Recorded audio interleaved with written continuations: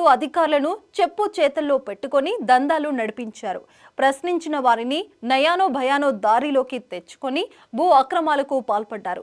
గత ప్రభుత్వ హయాంలో అన్ని వ్యవస్థలను మేనేజ్ చేసిన ఆ మాజీ ఎంపీ వందల కోట్లు ఆస్తులు కొల్లగొట్టారు. ఇప్పుడు ప్రభుత్వం మారిందని గత 5 ఏళ్లలో బెదిరించి భయపెట్టి లాక్కున్న భూ వ్యవహారాలు బయటికి వస్తున్నాయి. ఎన్ని బయటపడినా కేసులు నమోదు చేసినా ఫలితం మాత్రం కనిపించడం లేదు. ఆ మాజీ ఎంపీ ఇంటిపై ఈడీ అధికారులు దాడులు జరిగి వారాలు గడిచిపోతున్నా ఇంతవరకు ఎలాంటి చర్యలు లేవు. దాంతో సదరు మాజీ ఎంపీ ఇప్పటికీ వ్యవస్థలను మేనేజ్ చేస్తున్నారా అన్న అనుమానాలు వ్యక్తమవుతున్నాయి.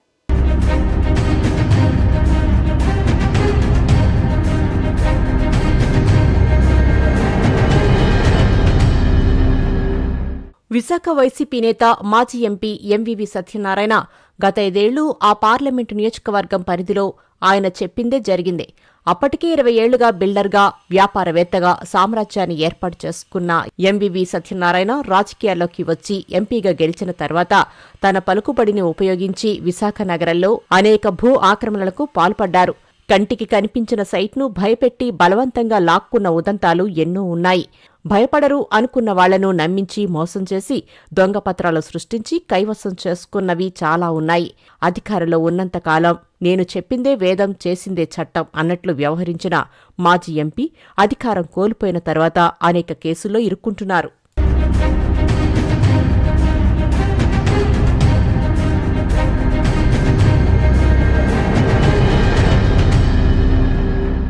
అధికారంలో ఉన్న సమయంలో హయగ్రీవ భూములను డెవలప్ చేస్తానన్న పేరుతో తీసుకుని వాటికి దొంగపత్రాలు సృష్టించి కైవసం చేసుకోవడంతో భూ యజమాని జగదీశ్వరరావు ఇచ్చిన ఫిర్యాదుతో పోలీసులు కేసు నమోదు చేశారు.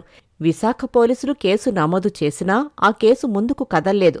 జగదీశ్వరరావు ఇంకో అడుగు ముందుకేసి ఎన్ఫోర్స్మెంట్ డైరెక్టరేట్కు ఫిర్యాదు చేశారు. కోట్ల రూపాయల నగదు లావాదేవీలు అక్రమంగా జరిగాయని ఈడీకి ఆధారాలందించారు.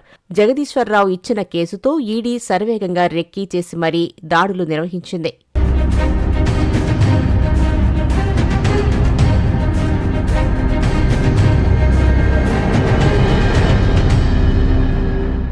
మాజీ ఎంపీ ఎంవీవీ ఇంటితో పాటు అతని ఆడిటర్ జీవి, బిజినెస్ పార్ట్నర్ గద్దె బ్రహ్మాజీల ఇళ్లలో కూడా ఈడీ సోదాలు నిర్వహించారు. ఇక్కడ ట్విస్ట్ ఏంటంటే మాజీ ఎంపీ ఎంవీవీ సత్యనారాయణ ఇంట్లో నకిలీ స్టాంపుల పేపర్లు తయారు చేసే అనేక ఎలక్ట్రానిక్ డివైజ్లను గుర్తించడంతో పాటు అనేక పత్రాలను సీజ్ చేసి ఈడీ తీసుకువెళ్లింది. మాజీ ఎంపీ ఇంటి సహా మరో 2 ఇళ్లలో 5 బృందాలు ఏకకాలంలో 20 మంది సభ్యులతో 17 గంటల పాటు తనిఖీలు నిర్వహించి సీజ్ చేసి తీసుకువెళ్లిన పత్రాలు, ఎలక్ట్రానిక్స్ డివైజ్లలో ఏముందో అనేది ఇప్పటి వరకు బయటపడలేదు.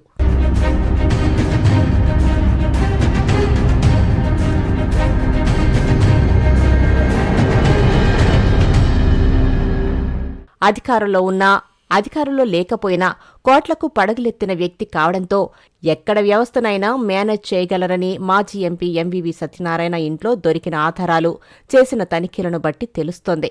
ఇప్పటివరకు వ్యాపార సామ్రాజ్యంలో అక్రమ లావాదేవీలు, భూ ఆక్రమణలు మాత్రమే చేస్తున్నారనే ఆరోపణలున్న ఎంవీవీ సత్యనారాయణ ఇంట్లో ఈడీ తనిఖీలు చేసిన తర్వాత నకిలీ స్టాంప్ పేపర్లు కూడా తయారు చేశారని అనుమానాలు వ్యక్తమయ్యాయి.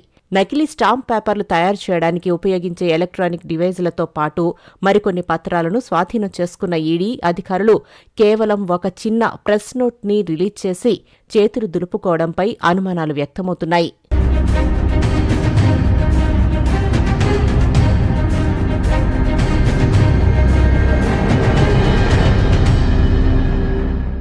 ఎంవీవీకి ఈడీ ఏ విధమైన నోటీసులు ఇచ్చింది అనే దానిపై ఇప్పటివరకు స్పష్టత లేదు.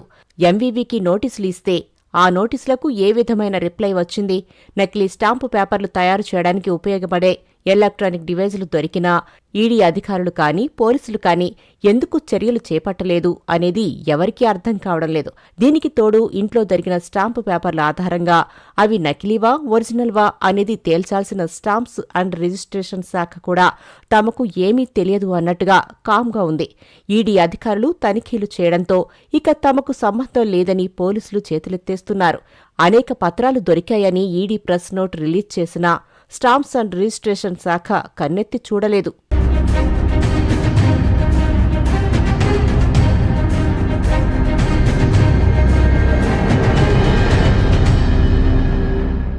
దాడులు తర్వాత తూతూ మంత్రంగా కొన్ని వివరాలను చెప్పిన ఈడీ అధికారులు ఇప్పటి వరకు ఎలాంటి చర్యలు తీసుకుంటున్న దాఖలాలు లేవు. దీనిని బట్టి చూస్తుంటే మాజీ ఎంపీ, రియాల్టర్, బిల్డర్, సినీ నిర్మాత అయిన ఎంవీవీ అధికారంలో ఉన్న పార్టీలతో సంబంధం లేకుండా ఏ వ్యవస్థలనైనా మేనేజ్ చేయగలరా అన్న అనుమానాలు వ్యక్తమవుతున్నాయి. ఇదే పరిస్థితి కొనసాగితే అటు ప్రభుత్వాలపైనే కాదు, ప్రభుత్వ యంత్రాంగంపైన ప్రజలు విశ్వాసం కోల్పోయే ప్రమాదముందన్న అభిప్రాయం వ్యక్తమవుతోంది.